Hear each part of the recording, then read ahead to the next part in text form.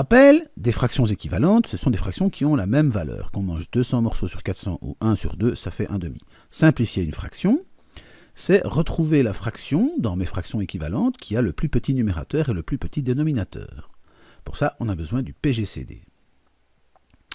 Le PGCD, c'est le plus grand commun diviseur. Le plus grand, ça veut dire le plus grand nombre qu'on puisse trouver. Diviseur, si j'ai ma fraction 40/80e, c'est le nombre par lequel on va diviser le numérateur et le dénominateur pour simplifier la fraction. Et commun, ça veut dire que c'est vraiment pour le numérateur et le dénominateur en même temps. Et donc on va diviser 40 et 80 par un nombre qui s'appelle le PGCD, le plus grand commun diviseur. Voyons un exemple avec la fraction 36/60e. On va calculer le PGCD. Pour cela, on va décomposer en facteurs premiers, 36 et 60. Alors je vois que ce sont des nombres pairs, 36 divisé en 2, ça fait 18, 60 divisé en 2, ça fait 30. J'ai toujours des nombres pairs, je continue avec le nombre premier 2, 18 divisé par 2, ça fait 9, 30 divisé par 2, ça fait 15. Puis je vois que j'ai des nombres qui sont divisibles par 3, 9 divisé par 3, ça fait 3, 15 divisé par 3, ça fait 5. 3 divisé par 3, ça fait 1, 5 divisé par 3, ça ne fonctionne pas. Et donc je dois terminer le 5. 1 divisé par 5, il n'y a plus besoin, ça ne fonctionne pas. Et 5 divisé par 5, ça fait 1. Voilà mes facteurs premiers pour 36 et pour 60. Je vais prendre les facteurs communs, ceux qui ont été utilisés pour les deux. Et je vois qu'il s'agit de 2, 2 et 3.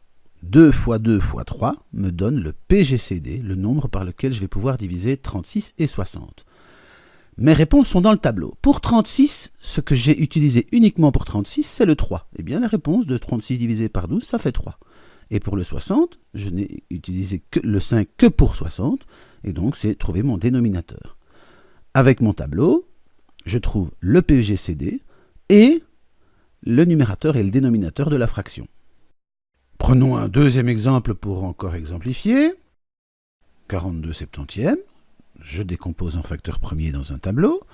J'écris 42, j'écris 70. Ce sont des nombres pairs divisés par 2. 42 divisé par 2, 21. 70 divisé par 2, 35. Je vois que c'est dans la table de 7. 21 divisé par 7, ça fait 3. 35 divisé par 7, ça fait 5. Puis je vois que j'ai un 3. 3 divisé par 3, ça fait 1. 5 divisé par 3, ce n'est pas possible. Ça donne un nombre à virgule. Et puis je vais achever le 5, 1 divisé par 5, ça ne fonctionne pas, 5 divisé par 5, ça fait 1. J'ai fini ma décomposition en facteurs premiers. Et dans mon tableau, d'à nouveau, toutes les réponses. Je regarde les facteurs communs, ceux où on a répondu aux 2.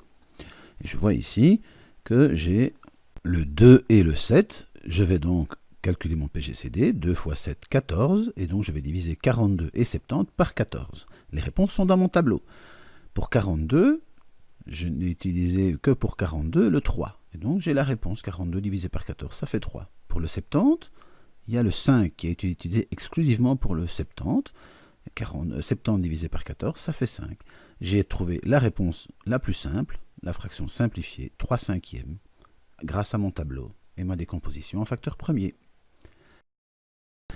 En résumé, que retenir? Eh bien, le PGCD, il va surtout me servir à simplifier une fraction et je vais le calculer. Et pour le calculer, je vais décomposer dans un tableau mon numérateur et mon dénominateur par des nombres premiers. Grâce à mon tableau dont je vais me servir, je vais pouvoir trouver le PGCD avec les nombres premiers qui sont utilisés pour les deux termes. Et avec ceux qui sont uniquement pour l'un, je vais trouver les deux termes de la fraction, le numérateur et le dénominateur.